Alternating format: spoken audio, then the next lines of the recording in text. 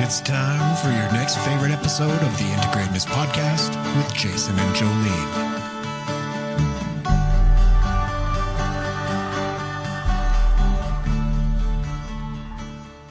Welcome back to your next favorite episode of the Integratedness Podcast with Jason and Jolene. God, that is enough. Enough, Jason. We say it all the time. It's even in the intro now. Enough.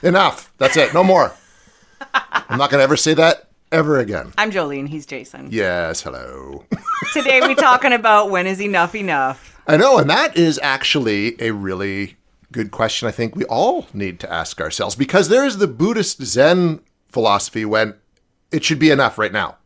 Yeah, wherever your life is at, it should be fine. You should not need more, right? Yeah, we talked about this in what episode? I don't know. Yeah, it was just a few ago, though. Yeah, I remember. And I was like, you want to be happy with where you are, but you never truly want to settle and not continue to move forward or leave the door open for more. Yes. And more isn't always in like the acquiring of more. It is in the advancement of more and the evolution of more. And sometimes it's more of nothing. Exactly. It's more of everything. Like it just depends, I guess, on what journey you are here for. That's right. Perhaps. It's not, but in society, it's almost like you're pushed, you just want more. Like you should grind harder. You should want more shit, like, stuff in your life. You should make more money. Like what you make isn't enough. You need to make more. You need to buy more. Well, and I would say that is based on power. Yeah. So we can disempower people by making them feel like they don't have enough, that they're always chasing. Because here's the thing. If you truly believed that you had enough, you'd sit down. You'd kick back. Yep. You would not go into work and feed someone else's potential pocketbook.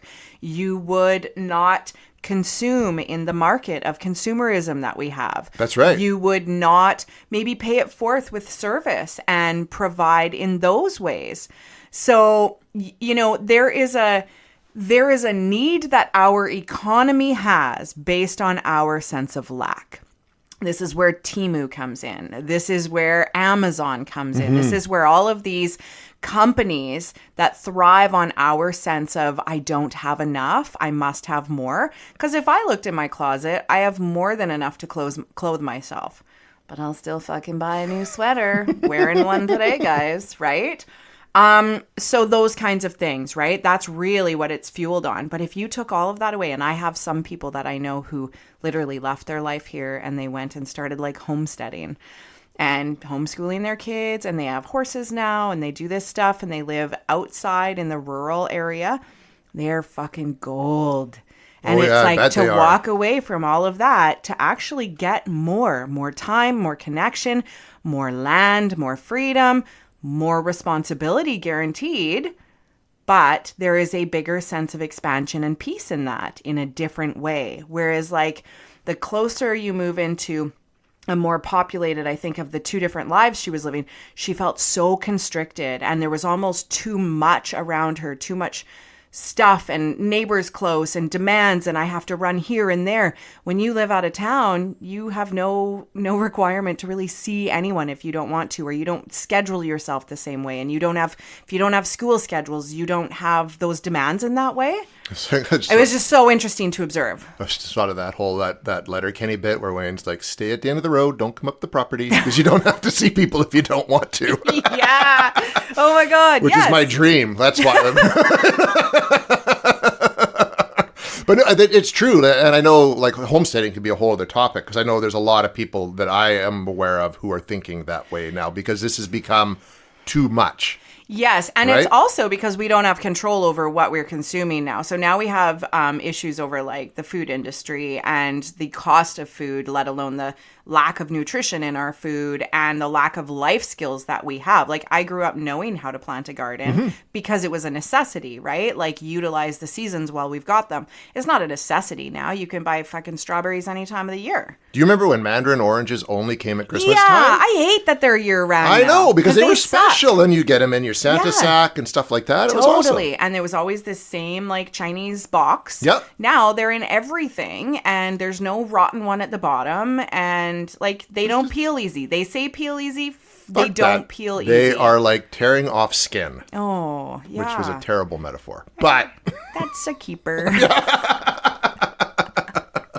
That's enough, Jolene. That is enough. When is enough enough? Yeah. Okay, so I guess it depends. Is this humor? Is this the pursuit of goals?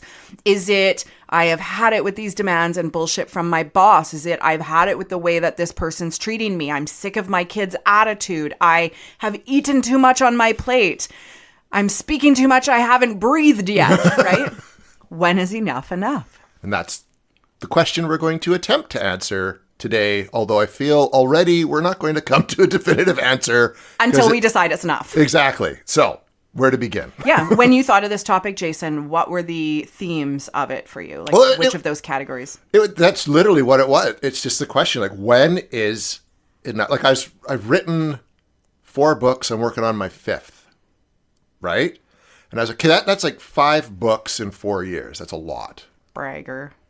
Just kidding. I'm super proud of you. But still, it's a lot. And it, and I was thinking, okay, that's it. I'm not writing another book for a while. I'm taking a break. And then now the opportunity came up just last week where I could work on a 6th book with someone. Cool. And I was like, okay, cool. And it's a really cool idea and it's something that I want to do. But when then is it really enough? Because it's a long process. It requires travel. Like it's a big time commitment. And writing sucks. Like the process of writing sucks. It takes a lot out of you. So when am I going to not, when is it going to be like, okay, I don't need to write another book? Yeah. When do I feel like I don't need to do it? Well, let's look at the lifespan. Yeah. Let's look at your lifespan. How many books did you write between 0 and 40? 0. Yeah. How many have you written between 40 and now? Wait a minute. Let's say 40 and 50. I'm going to say one between 40 and 50. Maybe okay. 2, and maybe then 2. From 50 until now, because you're 52? Yeah. Yeah. I had to think about that for a second. 4 books. 4 books. In 2 years. Okay. Yeah. In a lifespan of 52 years, you have written 5 books. So basically a book a decade. Perhaps. But listen to this. There are times and seasons in our life. Mm-hmm. And just like when it's time to plant the seed and grow the seed, like I'm not going to start, like people start planting garlic right like a month ago. There are seasons for certain types of plants. This is your season for writing. 10 years from now, if you slow yourself down now and say, oh, I'll do it in 5 years, you don't know what life looks like in 5 years. Right now, you are in that flow and go state. And it makes sense that the door of opportunity is opening up for that because maybe in 10 years, you're beyond the book writing and you're into the actual teaching of or integration of that. But there's an advancement of it. So right now, you need to be heavy on that. I think of this often in skill and life timelined careers like sports, right? Mm-hmm. You have a prime time and you go harder than you would ever go in anything in your life for that short period of time. If you're an Olympic athlete, NFL, NHL, any of those, you go hard because guess what? You're not going to be doing that past 45 or something. No, some even not past 40. Like if you're a boxer, you're pretty much once you hit 30, you're done, right? Yes. Like it's the physical peak of it. Exactly. So sometimes it is like, when is enough enough? Well, I think the tolerance for enough during that short period is maximize on whatever you can in that time. So I feel like that's where you are with your book writing, Jay, right? Which is what I came to the conclusion of as well, right? Cool. Yeah. But and I'm also big, we've talked about this on this episode last season on the Stoic philosophy of memento mori. Mm-hmm. You say, I'll do it 5 years from now. You might not be alive 5 days from now. So if you want to do something, you do it now. Yeah. Right? It's very tricky because there are some things that you do juggle and know that like, okay, the timing will come for that or this and that. But the other thing is we don't always have control over our lives. Like that might be a great plan for you, but what's happening for Griffin? What's happening for Jess in 5 years? And are you able to free up your time writing a book if something's happening in their life? Well, exactly, right? Yeah. Yeah. So it's a juggling act, right? And what does this book offer you now that opportunity's knocking right now? What does it offer you 5 years from now? Because that opens a door for all new things. This is someone you've wanted to collaborate with and all of that, right? Well, yeah, and it's like if the book, one of the previous books led to, the writing of this other book, which led to, that just came out last year, which is a company I wanted to work with. Cool. And that led to another book. But these are all things you got to consider when you're trying to decide if you've done enough or if you're doing enough or if you've had enough. Yeah. Right? Wow. And literally you just had your manifestations drop on your lap now. This is like the final unfolding of it. Yeah. And you're like, okay, well, do I need what I thought I did back then? Because this was my kind of dream back then. But now that I'm already mostly there, Am I satiated enough already? Exactly. Is enough enough? Right? Wow. How about with you? What would be an enough moment? Yeah, with me, I would have to say, like, it's funny when I think of all of that. Sometimes it is around,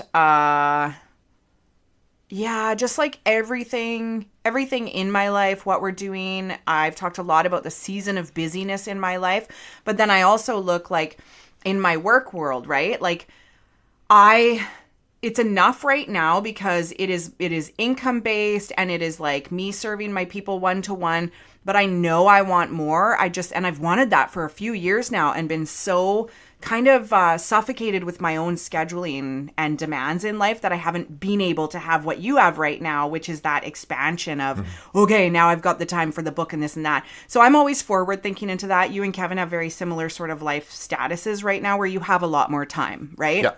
So I often look to that and be like, okay, when I'm at that stage, I could see all of this happening by then, right? But then I'm also like, what if I don't feel like it? Because that will suck. Right? But I really don't think that I'll be that. I think I will finally have the space to embrace whatever kind of inspiration drops on me and stuff. But it's funny because different things will motivate. Like, again, finances will motivate a big thing.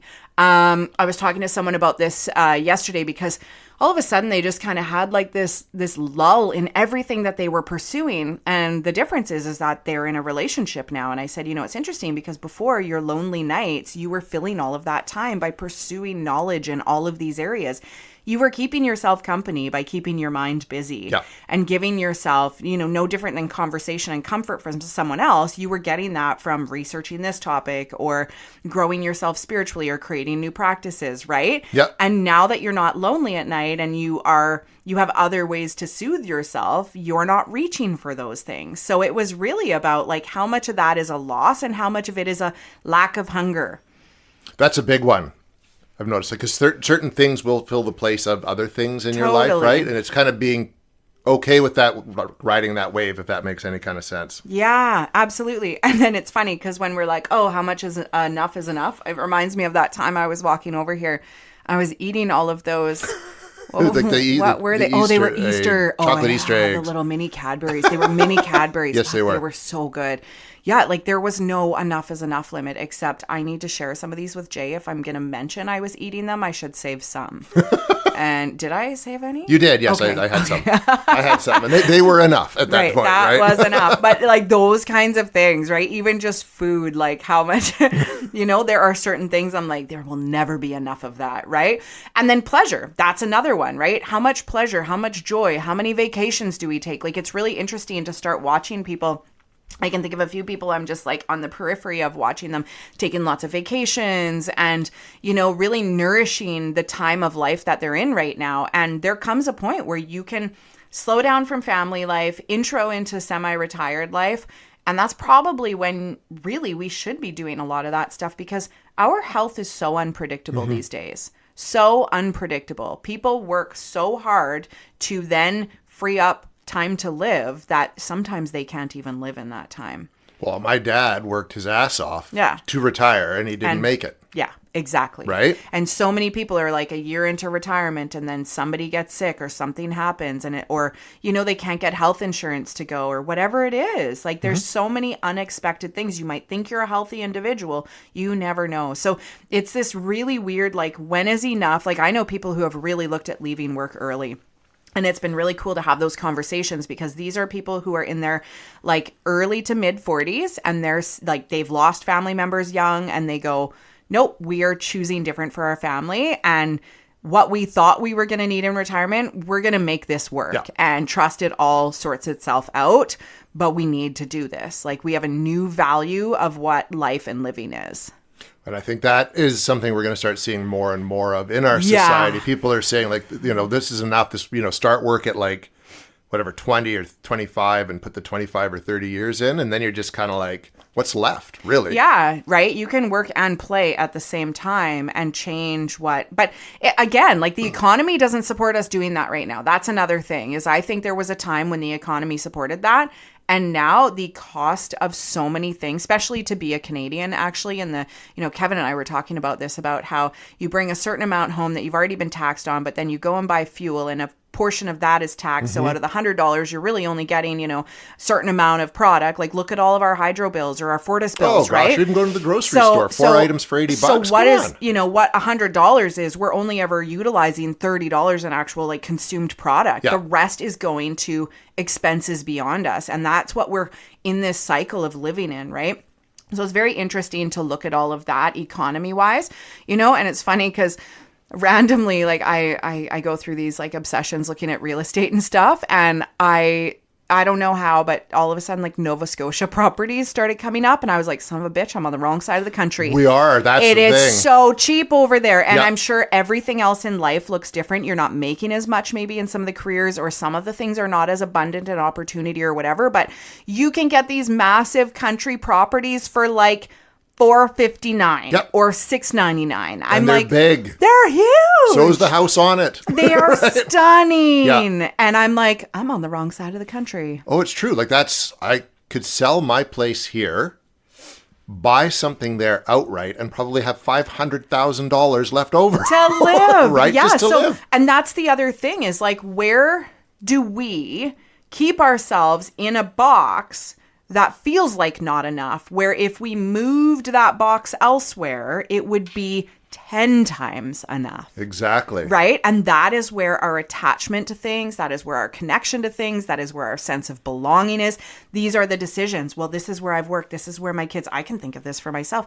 This is my kids' sports teams, their daycares. That's why I'm always so admirable or admiring of people who are able to up and leave or go travel around with their family for a while and just put all their stuff away and walk away from it all. But we have connections to family and places and people, right? Yeah, we do, unfortunately. Yeah, and Which this holds is what us back, and this I is what think. makes us human, Yeah. right? Like otherwise we would just go and find the next best deal. Just like when you're like searching on Amazon and you go to like lowest price to highest price or something. Like our brains, if we didn't have connections and human bonding, our brains would say, here's the cheapest place with the best outcome, you know, for how many years. This is where you will go live, right? Yeah. In wherever. I wanted to say Timbuktu, but does that place really exist? I think it does. Yeah. Or like up north or wherever, right? Yeah. Wherever you would want to go, right? Definitely Definitely Eastern And you know, Canada's you think a place. about that and you're just like, wow, if you did that, then you could also have this, and this, right? And it's like, oh, you could have the yearly vacation. So it wouldn't, you know, you could get away if you felt like you were isolated. You could do this, you could still do that, and you could still do whatever, right? Yeah. Wild. It is. And so, it all comes down to that personal, like you say, personal choice. Yeah. Right? I mean, I think that the whole and that is enough thing is more of on a case-by-case basis per person, because what some people want, like, you know, there's people, like you look at the really rich people. Yeah. Who, like Elon Musk, doesn't need to make another dime. Yeah. Like he doesn't. But for some reason, he is compelled to have to keep doing stuff. And I always wonder what goes on in someone like that's head. Is it because you're addicted to the greed, or is you addicted to maybe just the art of the deal? Yeah. Right? So I like that you brought that up. The way I think about that stuff is that there are people here to evolve this planet. And we are here, and this is when people live like hard and fast if they know they're going to die, but they're supposed to make an impact. We've talked about this in like stardom world, is how some people make these really big impacts and they seem to just continue to go. And I do think that there's something transformative that they lead that mankind here needed as a catalyst. Yeah. So like even Michael Jackson comes to mind, right? He had a short life, but it was fast and furious. And like, really, when was enough for him in the music world, starting at 5, right? Yeah. So what he blasted out changed music for I think it changed music forever. Yeah. Forever. And there are people in this world who do that, who can like produce like tons of movies or be actors or actresses in a ton of movies or write a ton of books. And it's more like, what did that do to change the landscape of that area? So with him around technology and advancement, and I would say it's the advancement of how we live. And this planet is obviously evolving into technology-based in intelligence. Like that's sort of, I'm assuming, what we're here to test drive. It would or seem something. that way. It would seem that way, right? Like that's like, we're like the little mouse cage, and that's what this cage is focused on. Let's see what these guys can come up with, right? So I think he's a trailblazer in that realm. So I don't know. I think it's a combination of him personally driving to that. I also think that he's very high probably on the spectrum and he doesn't give a fuck because of that, right? So that helps. So that helps to have a person, or some people think he might be an alien, whatever your belief systems are. Yeah, exactly. Yeah. So that allows that person to utilize that position because they are not going to feel like they're stealing. You don't want like a humanitarian like Mother Teresa in a role like that because it ain't going to work. She's not going to do it, right? So you kind of need someone who's honey badger in that energy. And then also someone who has like the guts and the intellect and the brains to kind of do it, because now everyone piggybacks off of that. The people that follow, that changes the oil industry here, that changes the everything, right? One single person. So I think that when like, and I'm sure Trump is one of those people as well, that changes the landscape of something. For me, I think that's like survival of the fittest. Like let some people just die off. You know, survival of the fittest eventually. Yeah. So I don't know. Like, what are your thoughts on some of those things? I think you're right. Like you look at, say, we've talked about Schwarzenegger quite a bit, and just the life that he's led, or you know, like any of those guys. I think like I've heard people say, well, why don't they just step aside and let the young people come up? But I think there's something inside of you. Yeah. That it just is like, no, this is like, you know, Schwarzenegger has said, like, he spent all this time accumulating and becoming a star, and now he's at a point where he wants to be useful and give back. And I think that's, when someone is doing that, I think that's a good reason. There shouldn't be enough then, right? Because he's in a position, like, when the pandemic hit, I think he paid personally for all the masks for people in California. Wow. He just paid, and because nothing was happening, he had the money and the contacts to do it. That is when it's good to not have enough. For me, like when I look at my bucket list, I actually have an item on there that has a like financial goal. And my reason for that is so that I can freely and openly give back wherever I want. And that looks like anything. Like I would love to go Oprah on people, right? So that is also the drive behind when I'm chasing more money and expansion and creative ways to do that. My goal, and I very clearly put it on that list, is so that I can give back freely and willingly wherever I want to. Nice. I want to be able to see somebody and just be able to be like, don't worry about that. I'll grab that, you know? And that's like a dream of mine for sure. I would love that. And that's why this podcast satisfies so much of that, because it's free, life-changing information. That's why my social media platform is the same thing, right? That's why, you know, I have a few... I can't do as much pro bono, but there's, you know, one person I do see, and I know it changes things for her. She's an older woman who would never have the resources. And I think, you know, she deserves to live her life differently after everything she's been through. I don't do as much pro bono because, again, you're stealing from my kids' time when you do that. So I had to boundary that. And because I have a huge wait list. So this is where my free time goes, because it hits more people than just the one I see, right? Yeah, that makes sense. That's how I balance out when I'm giving my time for free, who's going to benefit from it. And I want it to be an infinite number of people, right? Yeah. But yeah, that one person definitely gets some one-to-one time, right? That's nice. Yeah. So that's like, you know, when is enough enough? I would love for that to not be a cap on things, right? So ask yourself, like, what are the things that determine enough for you? Because if, you know, we all know how much is the ego-based stuff, right? And ego-based is all fear-based. When are we chasing? This is honestly, it's around the latest technology. It's around the latest fashion items. Like, how many people are so hooked on fashion items? Like, for me, when I'm shopping, it's because my friggin' body keeps changing and my clothes keep shrinking, guys.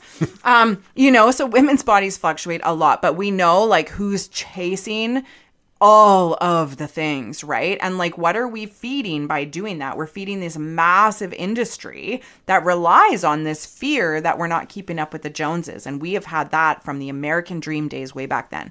So that is a result of socialization, a belief that this is the ideal American dream and one must achieve it, you know? And that has, of course, expanded in whatever ways kind of fit people's lives. In every world, there's advancement, right? Like the hockey world, the, you know, boxing world, the academic world, right? Like, oh, you're done high school. Great. Go get your bachelor's, go get your master's, go get your PhD. When is enough? Well, yeah. And do you need it? Yeah. And I talk to people about this all the time about their education, right? And actually I talked someone out of their BSW not that long ago because where she's at with her kids and her family, she's like, having what I have and the job I'm already in is giving me everything I need right now and want right now. And if I take the higher education, I'm going to get put into a job that takes away flexibility for me because I'll start the 9 to 5 instead of this more casual based self-led job that I have. And I was like, that's a no-brainer right now in your life. 2 years of like throwing your head into the books again that you're dreading, or being good with where you're at when you're done this one. Like, again, so bizarre, right? But what are your needs and when have you met them? Yeah, and that's, I think, for one, I don't think a lot of people have thought through that. Yeah. Right? I know I didn't until like basically the last 6 years. And there's a whole people like my buddy Sean, like he keeps getting these promotions into positions he doesn't really need, but he keeps taking them. And his life becomes more constricted and all this stuff. It's like, dude. And the last one he got, he's like, well, I can't say no to the money. I said, why not? Yeah. Why can't you say no to the money? Do you have enough? Are your kids doing fine? Like, you know what I mean? Tanya makes more than you. Like, you know, like what? Well, and the thing there is like, I can't say no to the money. Okay, so why are you only looking at the money and not what it costs you to take that money? That's the right? thing. There's a payment from you. So this isn't just money coming in. There is there's payment a time from being taken away. Yeah. There's stress. There's years knocked off. Like all these things I think people need to start thinking about when faced with these, and say, crossroads in life, right? That's what you're doing with your book, right? Yeah, totally. Right? Where is this going to tax me? Yeah. And is it worth it? And then if it's worth it and you think it's fine, then yes, then go for it. But if it's not, then that's enough. Yeah. So now when we move this, and so we look at that ego-based stuff, and now we've got development-based stuff. So when we are pushing ourselves, I think of this more in the physical realm, right? Like, man, people can push themselves to physical capacities that are wildly challenging. Okay. Mm-hmm. When is enough? Like, you know, think about where, like, even when you have health benefits, like cold therapy, and, you know, you're looking at nutrition based stuff and exercising all the time. And it's just like, whoa, when is enough? Right? Like, you know, some people, like we tend to go to extremes all of the time and then make it harder to achieve or balance. And I think this is where we kind of are here in this lifetime to choose which one we're going to focus on. Because you can't, I mean, maybe you can have it all, right? Because some of those rich people then get people to cook for them, and then they have people to like raise their they're kids. Personal trainers and they have all this, but they're among the few. But people seem to think that Joe Average can do all that. Yeah. And you can. And even when it comes to training, there's a point where you can overtrain, where it's to your detriment instead of to your benefit. Yeah. Like, you know. I remember when I was like going to Pilates 3 to 4 times a week in the beginning, and then I had a weird like hip injury, and I would go for a few, and then I was like, man, that sucks. So I actually took some time off, went to the chiropractor, but I took about like a week and a half off. And when I went back, I was way more flexible. For sure. And I realized I was building muscle quicker than I was stretching it out, because stretching was boring to me. So I was like, okay, that rest time was really valuable for me, because it actually like allowed my muscles a stretch, and I got more range of motion and flexibility from that. And it really changed how I balance out my fitness now. Oh, it's important. Yeah. We were talking in boxing about training, and you want to train, especially if you're going to go into a fight, you need to train a lot. But rest is important. And the analogy that was used is like, look at the male lion. He sleeps 23 hours a day, but nobody fucks with him. Shut up, he does. Yeah. That bastard. Right? But for that 1 hour, He's nobody fucks with him. Well, unless she's lucky. Right? Right? So, when is enough? When we brought up this topic a few weeks ago when I was leaving, I was like, oh yeah, like, when did they decide that there was enough like Grey's Anatomy episodes and ER and whatever else there is? Season 21 of Grey's Anatomy or something? So that's the other thing too, right? Those are one of like the hardest ones for us to deal with, is when like a series comes to an end. Simpsons is 35 Oh years? my, that, when is enough? But I don't know. As long as people watch. They keep nailing it. Right? I remember Prison Break. I felt like they probably should not have tried to extend it those last couple seasons. I don't know if you watched that. First 5 seasons of the X-Files was brilliant. They didn't need 6 more. Oh, okay. Yeah. I feel like Grey's Anatomy has probably done that quite a few times. By the time I jumped in, I think they were like 6 years in. So they had probably already gone through a cycle of that. Yeah. Suits was a good one. And I think they ended it exactly when they should have. But sad, of course, right? Yeah. There's definitely some I have felt, like I remember Prison Break. I felt really disappointed by what because I think they ended it ambiguously. They brought it back. Brought it back late, though. It was like there was a season off and then they brought it back. And I was like, what the fuck did you guys do? This is all messed up. Yeah. No. There's a show Jess and I would watch called Fringe. Oh. And it was 5 seasons. The first 4 were great, and they ended the 4th on a cliffhanger, and they got renewed for 1 more season to wrap it up. Right. And it sucked ass. It was awful. Like, they should have just stopped with the cliffhanger and left it. How do you feel about something like Star Wars that had, 3 episodes from way back when? And then the classics. All of a sudden they brought out they did the prequel 3. The prequel? Which were awful. And then they did the sequel 3, which was mixed results. Okay. Although I liked some of them. I actually liked them all, but for different reasons. But now they've got like spin-off series and blah, blah, blah. It just keeps going just with to different keep things. the trademark of Star Wars some is going, good. Like I The guess. Mandalorian is brilliant. Okay. But then other ones, I didn't even watch The Acolyte because it just looked horrible. Like, it's like, why? I don't even know what they are. I do know that at Disneyland, that was one of the coolest rides. Well, I can't. That's why I'm going back. I have to go see the Star Wars. It's amazing. Yeah. And I'm not a Star Wars fan. That was my dad and my sister's thing. I don't understand it. I see characters. I'll read books with my kids about it, but I don't know the fucking story. I just know that Luke, Darth is Luke's father. Yeah. That's kind of the important part. Right? Is Leia his sister or Yes, girlfriend? sister. Okay, I always thought they were dating. And okay, No. Okay. So anyways, glad to clear that up, guys, in case anyone else didn't know that. But yeah, coolest ride there because you didn't need to know the story. It was just so impressive. Yeah. So if you did know the story, it would be even better. Oh, yeah, probably 100 times better. Yeah, right? Totally. But that's the thing, too, with all the Marvel movies. Like, it's kind of getting to be enough. When is enough? Like, come on, guy. I get it. You're creating this vast canvas of storytelling that resembles what the comics were like. Yes. But absolutely. there's a point where you could just call it a day. Yeah. It's very interesting. When are we okay to be done with it? And sometimes that is also the pursuit of an unachieved dream.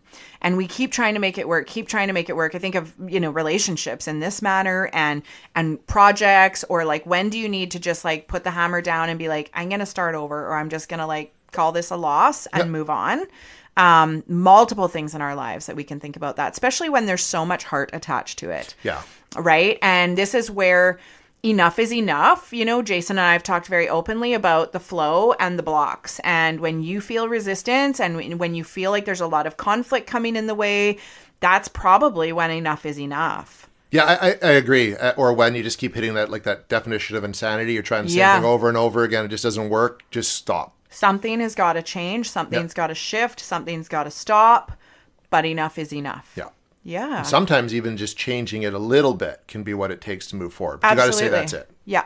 Yeah, Absolutely. And one day, Jolene and I will decide that doing this is enough. I know. That made me Right? sad. I was like, I know. but then there was also this beautiful completion piece because I'm like, that point will determine itself. Exactly. We will know when. Totally. Just the same way that we will be like, yeah, we'll record a summer episode, and then it never happens. And we're like, yeah, no, we weren't supposed to. Yeah. It'll be the same thing. All of a sudden something will happen and we'll be like, this doesn't flow anymore.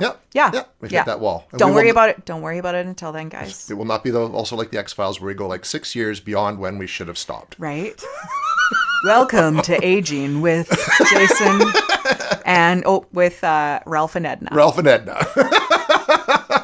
Right? Can you imagine? We could roll through old folks' homes. Well, that'd be kind of cool, actually. Yeah, right? Talk to them about their issues. Yeah. Aging. How cold it is. Yeah. Aging and the elderly would be a good topic. It would be. Yeah. When is enough enough? I am fucking out, folks. Bye-bye. Bye-bye. Okay. So that wraps up this episode because we've had enough. Yeah. We'll be back next week with your next favorite episode. Until then, I'm Jason. And I'm Jolene. And this is Enough.